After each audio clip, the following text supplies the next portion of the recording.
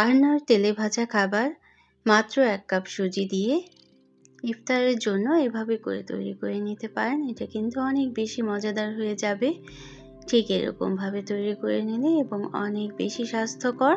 সারাদিন রোজা থাকার পর যখন আমাদের অনেক ক্লান্ত লাগে, তখন এরকম একটা রেসিপি যদি ইফতার টেবিলে থাকে তাহলে কিন্তু এটা খেতেও ভালো লাগবে এবং অনেক বেশি স্বাস্থ্যকর হওয়াতে অনেক উপকারী হবে শরীরের জন্য। তো রেসিপি ভালো লাগলে লাইক, কমেন্ট এবং শেয়ার করে পাশে থাকতে পারেন। এখানে 1 কাপ পরিমাণ সুজি নিয়ে নিলাম এবং আর যা লাগছে তা হচ্ছে আধা কাপ পরিমাণ আটা। আটার পরিবর্তে ময়দাও কিন্তু নেওয়া যেতে পারে।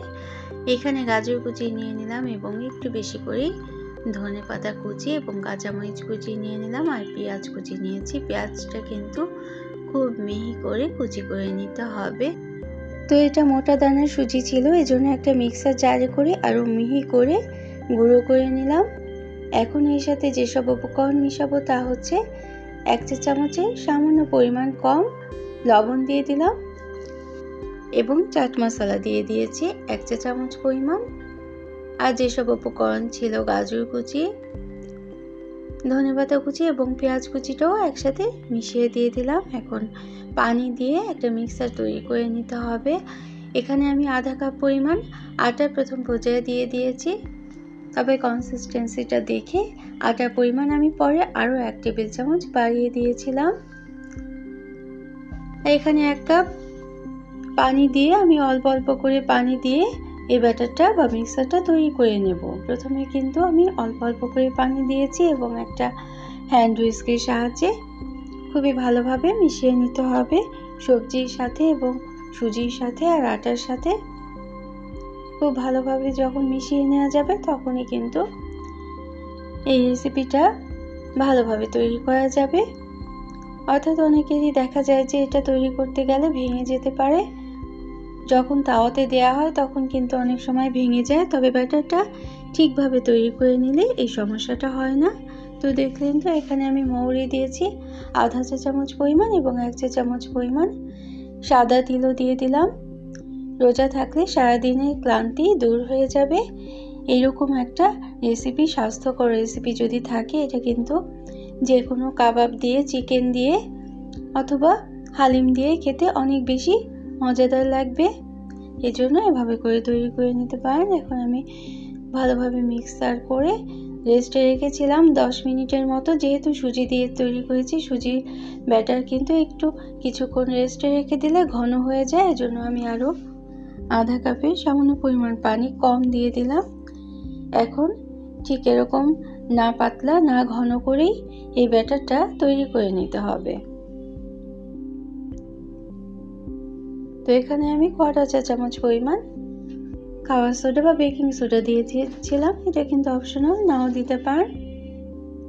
তো এখন একটা ফ্রাই প্যান নিয়ে নিলাম এবং প্যানটা খুব ভালোভাবে গরম করে নিয়েছি এবং লো মিডিয়াম আঁচে প্রথমে 1/4 চামচ ঘি দিয়ে দিলাম। ঘিটা ভালোভাবে ছড়িয়ে ব্রাশ করে নিতে হবে। এখন ব্যাটারটা ঠিক দেওয়ার আগ মুহূর্তে এভাবে করে নেড়ে মিশিয়ে নিতে হবে। তারপর 1 চা চামচ পরিমাণ ব্যাটার আমি তাওয়ার মধ্যে দিয়ে দিলাম এবং যতটুকু ছড়ানো যায় ঠিক ততটুকুই ছড়িয়ে দিতে হবে। এখন একটা ক্যাপসিকাম আমি এভাবে পাতলা স্লাইস করে কেটে নিয়েছি।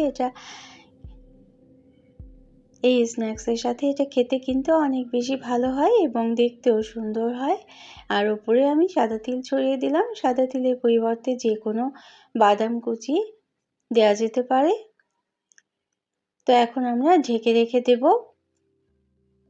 যেহেতু আমরা ঘি ব্রাশ করে নিয়েছি, এজন্য কিন্তু নিচের দিকটা লেগে যাবে না। ঘিয়ের পরিবর্তে তেল অথবা বাটারও কিন্তু ব্রাশ করে নেওয়া যেতে পারে।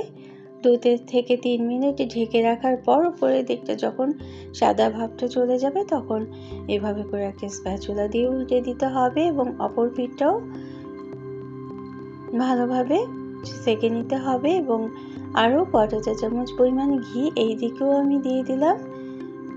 ঘি দিলে এটা স্বাদ কিন্তু অনেক বেশি বেড়ে যাবে, তবে চাইলে কিন্তু সাদা তেল দিয়ে কিংবা বাটার দিয়ে বা সরষে তেল দিয়েও কিন্তু ভাজা যেতে পারে এই স্ন্যাক্সটা, এই নাস্তাটা বা ইফতারিতে ব্যবহারের জন্য এই রেসিপিটা।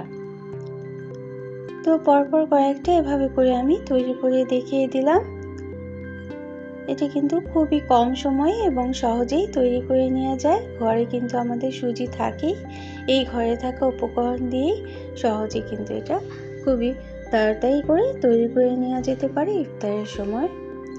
তো এই পর্যন্ত যারা দেখলেন একটা লাইক দিতে ভুলে গিয়েছেন, অবশ্যই একটা লাইক দিয়ে দিতে পারেন, প্রয়োজনে কমেন্ট করতে পারেন এবং শেয়ার করতে পারেন ফ্রেন্ডস অ্যান্ড ফ্যামিলির সাথে। আজ যারা প্রথম ভিজিট করছেন তারা চাইলে চ্যানেলটিকে সাবস্ক্রাইব করে বেল বাটনটাকে একটা প্রেস করে রাখবেন, তাহলে নোটিফিকেশন পেয়ে পরবর্তী রেসিপিগুলো দেখে নিতে পারবেন। তো এটা কিন্তু খুবই ভালোভাবে উল্টে পাল্টে সেঁকে নিতে হবে বা ভেজে নিতে হবে। তাতে কি হবে, এটা ওপর পিঠ এবং সামনের পিঠ দুই পিঠই খুব ভালোভাবে মুচমুচে একটা ভাব তৈরি হবে এবং এটা খেতেও কিন্তু অনেক বেশি ভালো লাগবে। আর উল্টে পাল্টে সেঁকে না নিলে এটা কিন্তু কাঁচা কাঁচা থেকে যেতে পারে, এজন্য অবশ্যই কিন্তু কয়েকবার উল্টে পাল্টে এভাবে করে সেঁকে নিতে হবে। তো পরপর কয়েকটা স্ন্যাক্স বা নাস্তা আমি দেখিয়ে দিলাম। তো এখানে সাদা তিলের সাথে আমি কিছু ফ্ল্যাক্সিডও দিয়ে দেবো। এভাবে করে ফ্ল্যাক্সিড কিংবা সাদা তিল বা কালি জিরা ছড়িয়ে দিয়েও কিন্তু এই স্ন্যাক্সটা তৈরি করে নেওয়া যেতে পারে। এই সবগুলো উপকরণই কিন্তু আমাদের স্বাস্থ্যের জন্য অনেক বেশি উপকারী। তো এখন আমি তিনটা একসাথে করে দেখিয়ে দিলাম এবং একটু ছোট সাইজ করেই করে নিয়েছি এবং এটা আমি চিজ দিয়ে পরিবেশন করব। এটা বাচ্চাদের কিন্তু অনেক পছন্দের খাবার, যে কোনো খাবারে যদি চিজ দেওয়া হয় যে কোনো স্ন্যাক্সে, সেটা কিন্তু বাচ্চারা খেতে অনেক বেশি পছন্দ করে। এজন্যই আমি উপরে চিজ ছড়িয়ে দিয়ে এই স্ন্যাক্সটা এভাবে করে তৈরি করে নিয়েছি। প্রতিদিন একই ধরনের নাস্তা খেতে খেতে যখন আমরা বোর হয়ে যাই, তখনই কিন্তু এইরকমভাবে এটা তৈরি করে নিতে পারেন। তো আমার চ্যানেলে আরও অনেক নাস্তা রেসিপি আছে, চাইলে সেগুলোও কিন্তু দেখে নিতে পারেন। অবশ্যই কিন্তু এভাবে করে উল্টে পাল্টে ভেজে নিতে হবে, তা না হলে কিন্তু এটা ভেঙে যাওয়ার সম্ভাবনা থাকে এবং যদি নরম নরম হয় তখন কিন্তু খেতে ভালো লাগবে না। এই জন্য উল্টে পাল্টে মুচমুচে করেই ভেজে নিতে হবে।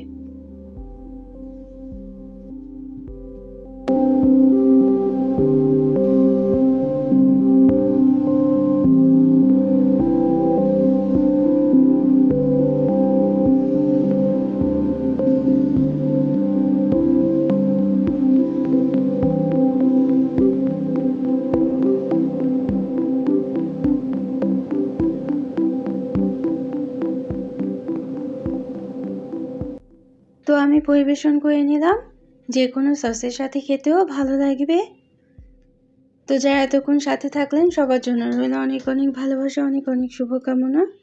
অন্য কোনো দিনে অন্য কোনো রেসিপি নিয়ে আসবো এবং আমরা সবাই সবার জন্য দোয়া করব যেন ভালো থাকতে পারি। Thanks for watching. Allah Hafiz.